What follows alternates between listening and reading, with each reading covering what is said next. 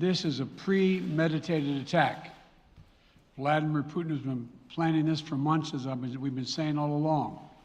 He moved more than 175,000 troops, military equipment, and positions along the Ukrainian border. He moved blood supplies into position and built a field hospital, which tells you all you need to know about his intentions all along. He rejected every good faith effort the United States and our allies and partners made to address our mutual security concerns through dialogue to avoid needless conflict and avert human suffering.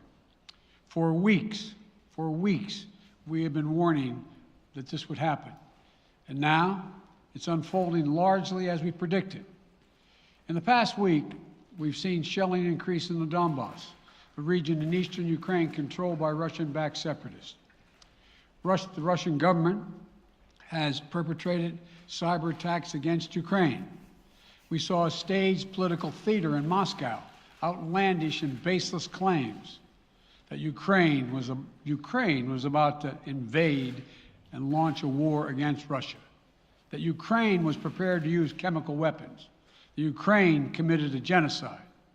Without any evidence, we saw a flagrant violation of international law in attempting to unilaterally create two new so-called republics on sovereign Ukrainian territory. And at the very moment that the United Nations Security Council was meeting to stand up for Ukraine's sovereignty, to stave off invasion, Putin declared his war. Within moments, missile strikes began to fall on historic cities across Ukraine. Then came the air raids, followed by tanks and troops rolling in. We've been transparent with the world. We've shared declassified evidence about Russia's plans and cyber attacks and false pretexts so that there could be no confusion or cover-up about what Putin was doing. Putin is the aggressor. Putin chose this war, and now he and his country will bear the consequences. Today, I'm authorizing additional strong sanctions and new limitations on what can be exported to Russia. This is going to impose severe cost on the Russian economy, both immediately and over time. We have purposely designed these sanctions to maximize the long-term impact on Russia and to minimize the impact on the United States and our allies. And I want to be clear, the United States is not doing this alone. For months, we've been building a coalition of partners representing well more than half the global economy. 27 members of the European Union, including France, Germany, Italy, as well as the United Kingdom, Canada, Japan, Australia, New Zealand, and many others, to amplify the joint impact of our response. I just spoke with the G7 leaders this morning, and we're in full and total agreement. We will limit Russia's ability to do business in dollars, euros, pounds, and yen to be part of the global economy. We'll limit their ability to do that. We're going to stunt the ability to finance and grow the Russian military. We're going to impose and we're going to impair their ability to compete in high-tech 21st century economy. We've already seen the impact of our actions on Russia's currency and the ruble, which early today hit its weakest level ever in history. The Russia stock market plunged today. The Russian government borrowing rate spiked by over 15%. In today's actions, we've now sanctioned Russian banks that together hold around $1 trillion in assets. We've cut off Russia's largest bank, a bank that holds more than 1/3 of Russia's banking assets by itself, cut it off from the U.S. financial system. And today, we're also blocking 4 more major banks. That means every asset they have in America will be frozen. This includes VTB, the second largest bank in Russia, which has $250 billion in assets. As promised, we're also adding the names to the list of Russian elites and their family members that we're sanctioning as well. As I said on Tuesday, these are people who personally gain from the Kremlin's policies, and they should share in the pain. We will keep up this drumbeat of those designations against corrupt billionaires in the days ahead. On Tuesday, we stopped the Russian government from raising money from U.S. or European investors. Now we're going to apply the same restrictions to Russia's largest state-owned enterprises, companies with assets that exceed $1.4 trillion. Some of the most powerful impacts of our actions will come over time as we squeeze Russia's access to finances and technology for strategic sectors of its economy and degrade its industrial capacity for years to come. Between our actions and those of our allies and partners, we estimate that we'll cut off more than half of Russia's high-tech imports. It'll strike a blow to their ability to continue to modernize their military. It'll degrade their aerospace industry, including their space program. It'll hurt their ability to build ships, reducing their ability to compete economically. And it will be a major hit to Putin's long-term strategic ambitions. And we're preparing to do more. In addition to the economic penalties we're imposing, we're also taking steps to defend our NATO allies, particularly in the East. Tomorrow, NATO will convene a summit. We'll be there to bring together the leaders of 30 allied nations and close partners to affirm our solidarity and to map out the next steps we will take to further strengthen all aspects of our NATO alliance. Although we provided over $650 million in defensive assistance to Ukraine just this last year, let me say it again. Our forces are not and will not be engaged in the conflict with Russia in Ukraine. Our forces are not going to Europe to fight in Ukraine, but to defend our NATO allies and reassure those allies in the East. As I made crystal clear, the United States will defend every inch of NATO territory with the full force of American power. And the good news is, NATO is more united and more determined than ever. There is no doubt that the United States and every NATO ally will meet our Article 5 commitments, which says an attack on one is an attack on all. Over the past few weeks, I ordered thousands of additional forces to Germany and Poland as part of our commitment to NATO. On Tuesday, in response to Russia's aggressive action, including its troop presence in Belarus and the Black Sea, I've authorized the deployment of ground and air forces already stationed in Europe to NATO's eastern flank allies, Estonia, Latvia, Lithuania, Poland, and Romania. Our allies have also been stepping up, adding the other allies, the rest of NATO, adding their own forces and capabilities to ensure collective defense. And today, within hours of Russia's unleashing its assault, NATO came together and authorized and activated an activation of response plans. This will enable NATO's high readiness forces to deploy and when and where they are needed to protect our NATO allies on the eastern boundaries of Europe.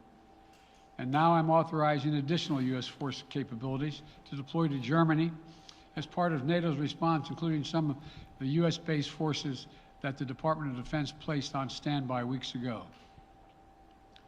I've also spoken with Defense Secretary Austin and Chairman of the Joint Chiefs, General Milley, about preparations for additional moves should they become necessary to protect our NATO allies and support the greatest military alliance in the history of the world, NATO. As we respond, my administration is using the tools, every tool at its disposal to protect American families and businesses from rising prices at the gas pump.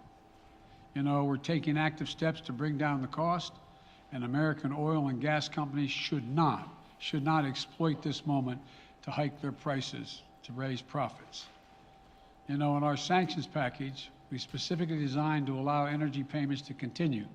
We are closely monitoring energy supplies for any disruption. We've been coordinating with major oil producing and consuming countries toward our common interest to secure global energy supplies. We are actively working with countries around the world to elevate collective release from the strategic petroleum reserves of major energy consuming countries. And the United States will release additional barrels of oil as conditions warrant. I know this is hard and that Americans are already hurting. I will do everything in my power to limit the pain the American people are feeling at the gas pump. This is critical to me. But this aggression cannot go unanswered. If it did, the consequences for America would be much worse. America stands up to bullies. We stand up for freedom. This is who we are. Let me also repeat the warning I made last week. If Russia pursues cyber attacks against our companies, our critical infrastructure, we are prepared to respond. For months, we've been working closely with the private sector to harden our cyber defenses, sharpen our ability to respond to Russian cyber attacks as well. I spoke last night to President Zelensky of Ukraine, and I assured him that the United States, together with our allies and partners in Europe, will support the Ukrainian people as they defend their country. We'll provide humanitarian relief to ease their suffering. And in the early days of this conflict, Russia propaganda outlets will keep trying to hide the truth and claim success for its military operation against a made-up threat. But history has shown, time and again, how swift gains in territory eventually give way to grinding occupations, acts of mass civil disobedience, and strategic dead ends.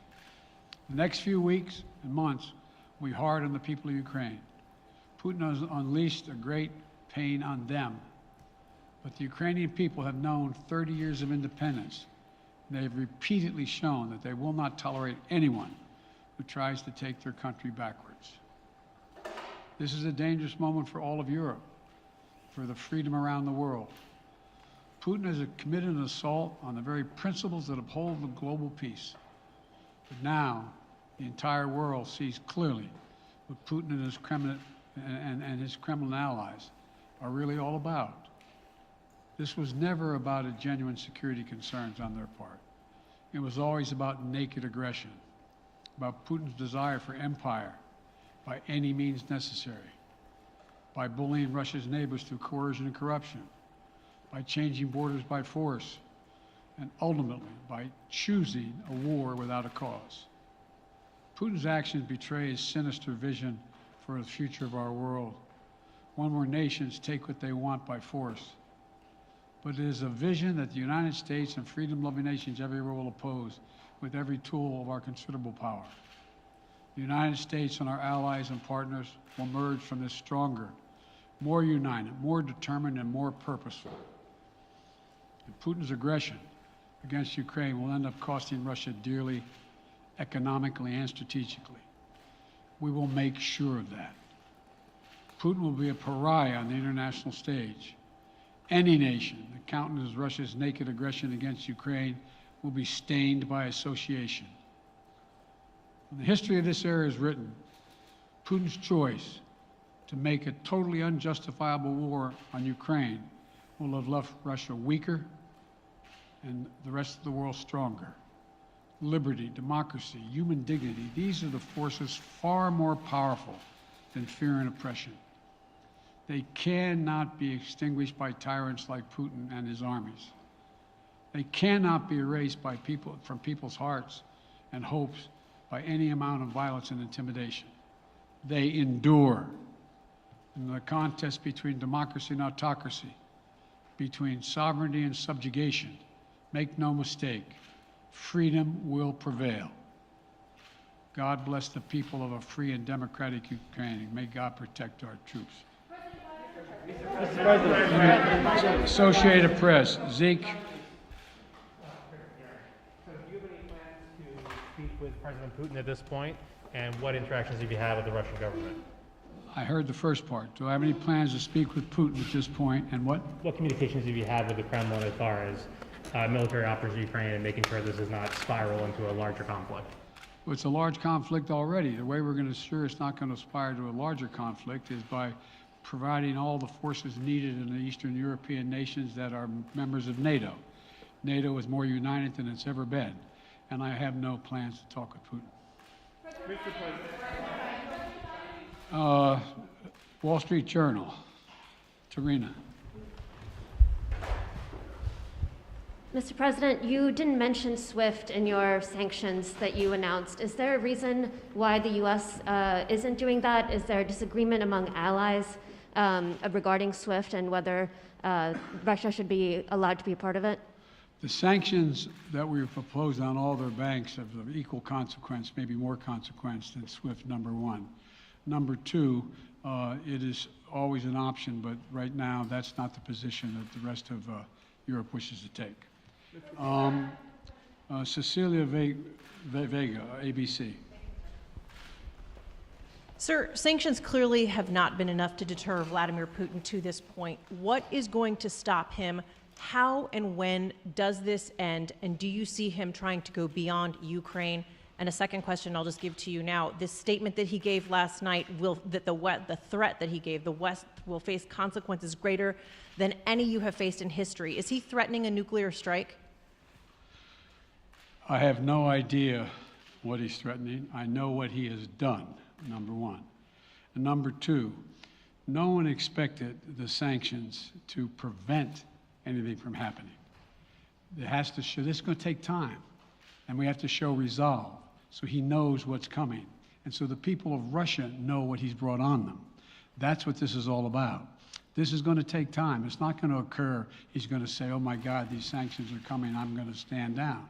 He's going to test the resolve of the West to see if we stay together, and we will.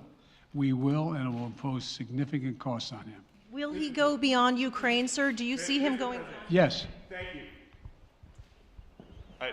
Two topics, just really quick. First, markets are down and gas prices are up. I know you always stress the difference between Wall Street and Main Street, but everybody seems to be in for some economic pain. How economically painful is it going to get for people in this country? And I do have one more question. First of all, there's no doubt that when a major nuclear power attacks and invades another country, that the world is going to respond, and markets can respond all over the world. So there's no doubt about that, number one. Number two, the notion that this is going to last for a long time is highly unlikely as long as we continue to stay resolved in imposing the sanctions we're going to impose on Russia, period. What's the next question? I'm sorry. The next question is, did you underestimate Putin, and would you still describe him the way that you did in the summer as a worthy adversary? At the time, he was, I made it clear, as an adversary, and I said he was worthy. I didn't underestimate him. And I've read most of everything he's written. Did you read the, I shouldn't, I'm not a wise guy. You heard the speech he made, almost an hour's worth of speeches, why he was going into Ukraine. He has much larger ambitions in Ukraine. He wants to, in fact, reestablish the former Soviet Union. That's what this is about. And I think that his ambitions are completely contrary to the place where the rest of the world has arrived. And with his ambitions, you're confident that these devastating sanctions are going to be as devastating as Russian missiles and bullets and tanks? Yes, Russian bullets, missiles, and tanks in Ukraine. Yes, I am. Thank you, President Biden. If sanctions cannot stop President Putin, what penalty can? I didn't say sanctions couldn't stop him. You've been talking about the threat of these sanctions for several weeks now. Yes, but the threat of the sanctions and imposing the sanctions and seeing the effect of the sanctions are two different things. They're two different things. And we're now he's going to begin to see the effect of the sanctions. And what will that do? How will that change his mindset here, given he's Because it attacking will so Ukraine weaken as we his speak? country that he'll have to make a very, very difficult choice as to whether to continue to move toward being a second-rate power or, in fact, respond. You said in recent weeks that big nations cannot bluff when it comes to something like this. You recently said that the idea of personally sanctioning President Putin was on the table. Is that a step that you're prepared to take? And if It's not a bluff, it's on the table. sanctioning President Putin? Yes. Why not sanction him today, sir? Mr. President? Why not sanction him today, sir? Mr. President, if I can, you detailed some severe and swift new sanctions today and said the impact it will have over time. But given the full-scale invasion, given that you're not pursuing disconnecting Russia from what's called SWIFT, the international banking system, or other sanctions at your disposal, respectfully, sir, what more are you waiting for? Specifically, with the sanctions we've imposed exceed SWIFT. The sanctions we imposed exceed anything that's ever been done. The sanctions we imposed have generated 2/3 of the world joining us. They are profound sanctions. Let's have a conversation in another month or so to see if they're working. Yes. Can I ask you about Zelensky? Sir, you spoke to Vladimir Zelensky yesterday, sir. What's the risk that we are watching the beginning of another Cold War, and is there now a complete rupture in U.S. and Russian relations? There is a complete rupture right now in U.S.-Russian relations if they continue on this path that they're on. And in terms of a Cold War, that depends. You have the vast majority of the rest of the world in total opposition to what he's doing, from Asia to South America to Europe to around the world. And so it's going to be a cold day for Russia. The idea, you don't see a whole lot of people coming to his defense. And are you, if I could follow up, sir, are you urging China to help isolate Russia? Are you urging China to help isolate Russia? I'm not prepared to comment on that at the moment.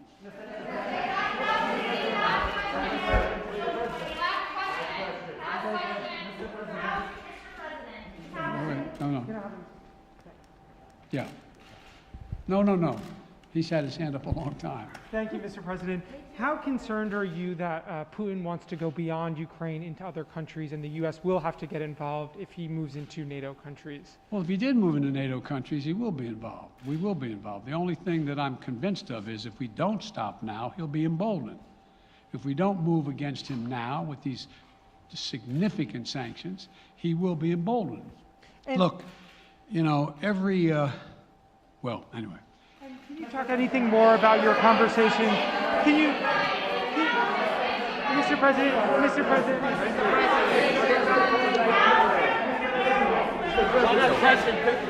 Why not sanction Putin directly today?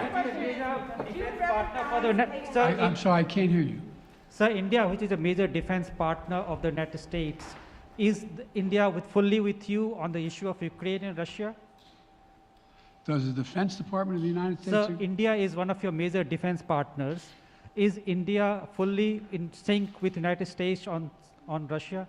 We're in consultation with India today. We haven't resolved that completely. One more question. Okay, thank you all very much. Thank you. The financial impact, sir. Are you sanctioning President Putin?